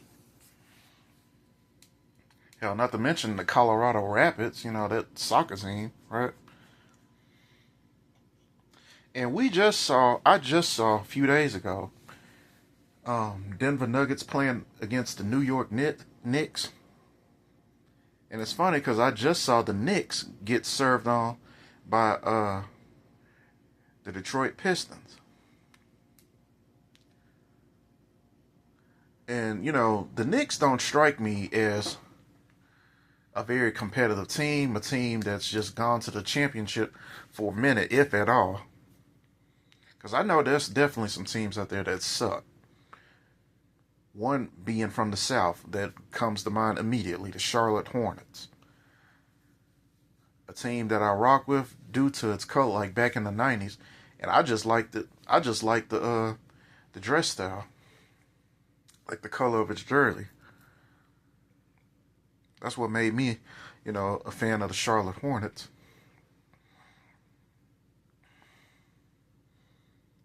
But I'll tell you this, it wasn't its stats, given the fact that it ain't never won a championship. Now, given Denver's won a championship, but I genuinely believe that that NBA championship that Denver won a couple years ago, I really do believe that shit was rigged. That they was like, look, it's something we have to do. Like, the Denver Nuggets has been a team since damn near World War II. And, despite Denver being what it is, where it is, it's kind of an eyesore. They were probably looking at it like, it's kind of an eyesore if Denver never in the history of the NBA, wins an NBA championship. I just get the feeling that, that shit was rigged. And the evidence of that is, again, the most recent NBA game, of the Nuggets playing the New York Knicks. And them getting served on. So I say all that to say that suckiness that's in your DNA, that shit reflects even down to your sports. It reflects down to your sports. Down to the Rockies, down to the Nuggets, down to the Broncos. Probably even down to the Avalanche. I don't know how well y'all's hockey team is.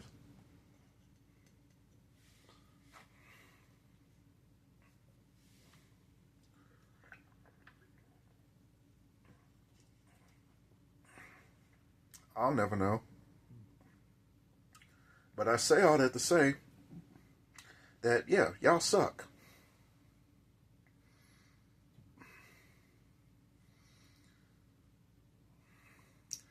And another thing that, and it's so ironic too that, for a long time I've been kind of sour about the fact that, I got my ass kicked down south.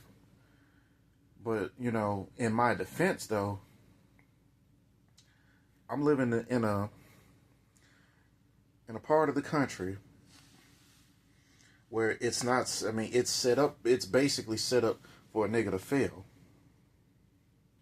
Which is so funny too, because Memphis is so broke, but yet it's so prosperous. All that fucking money that comes through Memphis via its sales, via Bass Pro sales, via, Memphis Grizzly ticket sales.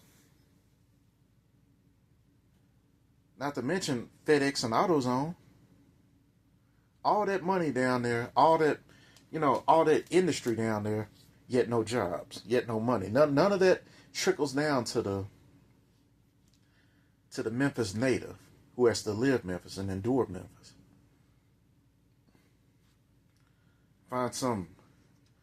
Has to find a job in Memphis and hike it, paying $18,000 a year, and hike in, hack it.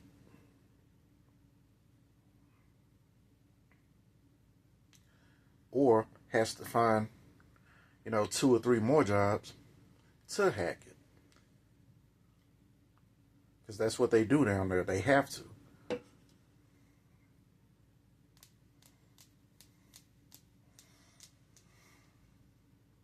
And I wasn't trying to go out like that. Hell, I've already worked 2 jobs before. But I always felt jaded. I always felt like I was being done a disservice. because the way I saw it, I don't see it like that now, but the way I saw it is that it started in Memphis and needs to finish in Memphis. As far as me basically, demonstrating black excellence.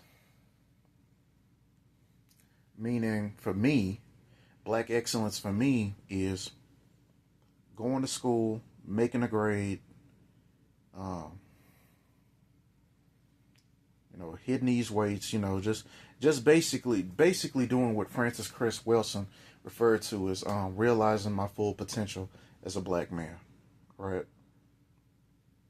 But given everything that we just talked about as far as describing Colorado's wannabe ethno state going off the blueprint of the Jim Crow South and its own version of Jim Crow that followed suit, I have come to the realization that it's the West, the Mountain West of all places, and that there could not be a better place to demonstrate that black excellence than a place where black criminality and black brutism, like that black brutishness that was described as such and epitomized during a time like Jim Crow via the media, via movies like King Kong and like I said, Birth of a Nation. Depictions of the black brute. The South, the way the South used to be. Demonstrating black excellence in a part of the world that still gravitates towards that kind of thinking. All the while, y'all, because here's the kicker about Denver. Here's the kicker about Colorado. Colorado portrays itself as a progressive state. And I'm pretty sure a whole lot of blue states do that. We all know California does that. We know California specializes in that shit. And, needless to say, Colorado grifts off of California's blueprint. Because everything Colorado does, it ain't nothing original. Except skiing down some mountains and shit. Everything Colorado got going, they get that shit from California. The whole blueprint as far as being a blue state.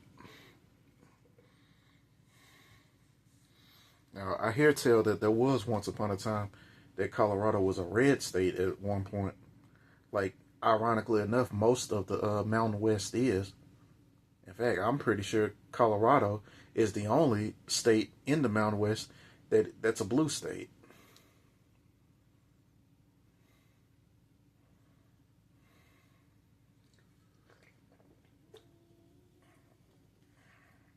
As I know, Wyoming's Republican. I know Idaho's Republican.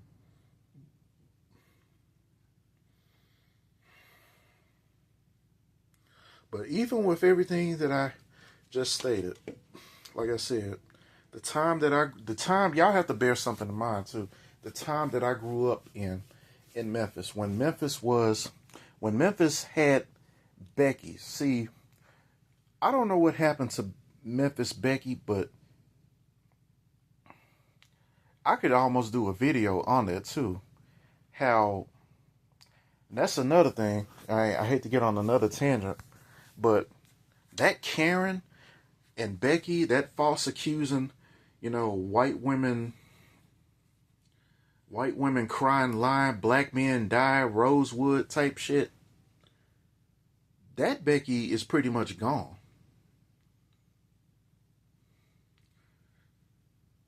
See, that Becky is the new Keisha now. Becky then turned into Keisha, and Brad then turned into Pookie, at least in Memphis. But the thing is, as y'all seen, Brad has been Pookie out here. That was a Pookie. That was a white Pookie. That dude who did that Thornton shooting as well as that Lakewood shooting.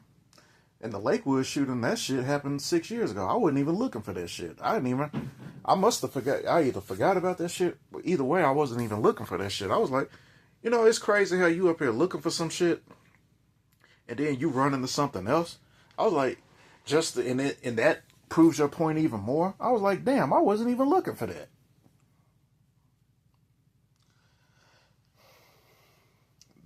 That was just, again, another white Pookie.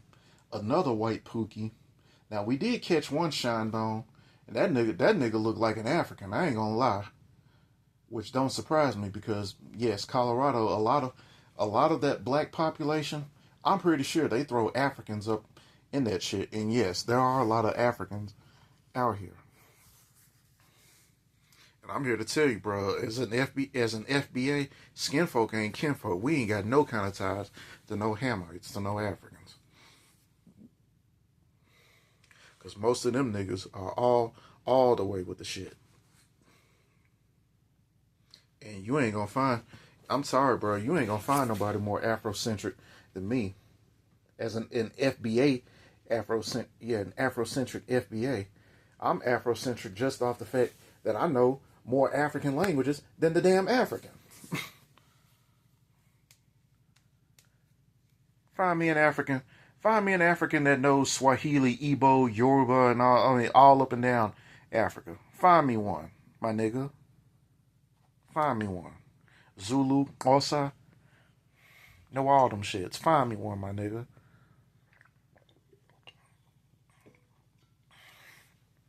That's neither here or there. But,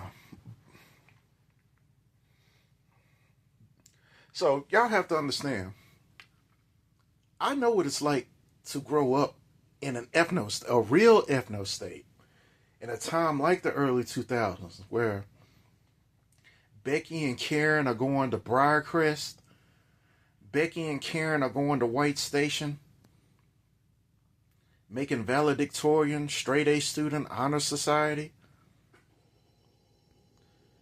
getting scholarships to go to UC Berkeley, CU Boulder, while we dumb Memphis niggas are off in the cut, planning, conspiring and planning our next concoction of concoctions,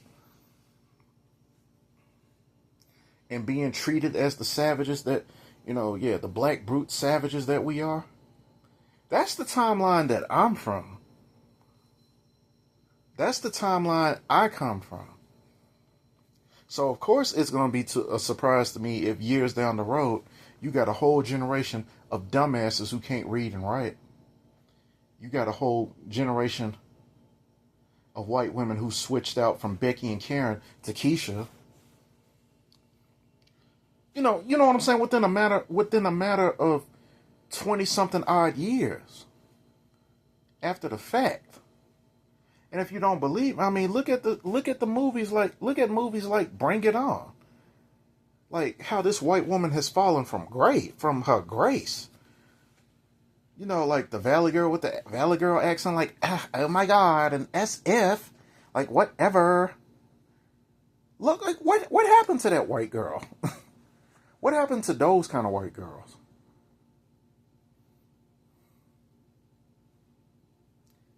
Because I'm sure those white girls still exist, but they're not in Memphis, not anymore anyway.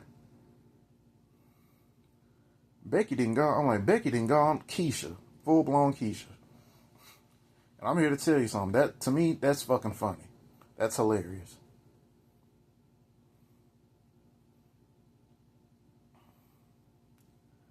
And I'm here to tell you, in a place like this, I've waited patiently to get out here and basically show my ass via these colleges, and I'm here to let you know I'm about to fuck your shit up.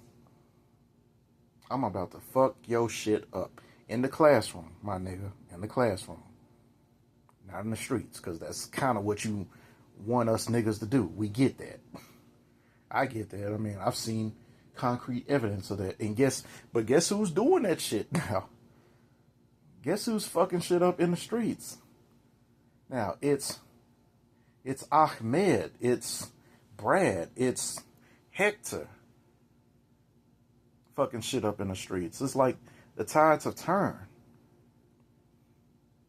So now that I'm off that tangent, I'm going to just leave this with this rhetorical question. Colorado could not be a better place. There could not be a better place.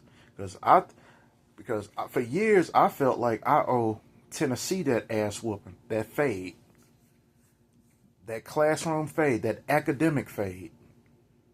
Because I was mad. Because, you know, I'm up here walking up. I graduated from the University of Memphis.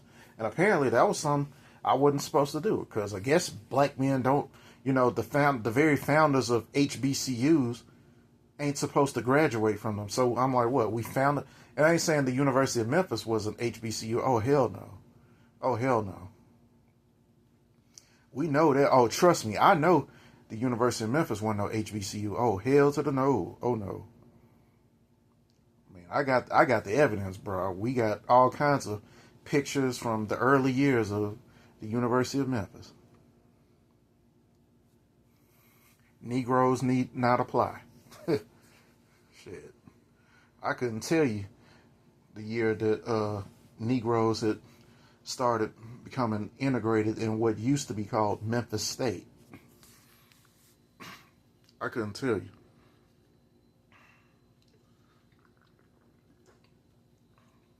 But you know, that fade, I wanted the University of Memphis to catch that fade. But like I said, even though it was probably on a professional level, like a subtle level, no doubt, a low-key level, no doubt, undermining my black ass, you know, given Memphis's history and all, I didn't catch a lot of racism, not the overt kind anyway, and down in Memphis. I really didn't. Like I said, and even with that said, I got my Karen stories. Of course I do. I got my stories with the popos. Of course I do down there. But on some covert, direct, you fit the description type shit that I've seen here in Colorado, not even close. So with that said, with that realization, with me being here and having agency here and having money here, having the ability to put myself through school and been studying my ass off for, you know, the past 10 to 12 plus years, catching up. You know, with me being the retard that I am, having to take remedial calculus, remedial differential equations, you know, being the remedial chemical engineering fundamentals, right? Being the retard that I am. Like I said, going for a master's in chemistry, going for a master's in chemical engineering. Where better than a place such as Colorado that never got the memo that Jim Crow was over 60 years ago? Where better a place than Denver, Colorado, and I dare even say Boulder, Colorado, with all this textbook racism going on, all the while, the face of crime being Brad, the face of crime being Hector, all these druggies out here that still goes out of its way, still finds a way to criminalize the black man, that goes out of its way to criminalize me. And I'll tell you, the biggest crime that I'm committing out here is not patronizing your bullshit games. I'm not coming out to see your games coming out to see your Broncos games just to see you get your ass whooped. Because I was actually invited by my job to go see a Broncos game, and I went. And guess who won? It wasn't you. It wasn't you, Colorado. It was the New York Jets. Because that's who y'all played that day. I'm not patronizing your businesses. I'm not patronizing your sports teams. just to be criminalized, just to be treated as an other. I'd rather just sit back in the cut and watch it. I'm like, if, I can easily just watch you get your ass whooped on TV by KC. Because every time y'all play Kansas City, you already know it's a wrap. You know you getting your ass kicked. You know you getting your ass whooped. You know it's a wrap every time. Playing KC or playing the New York Knicks, with the Nuggets.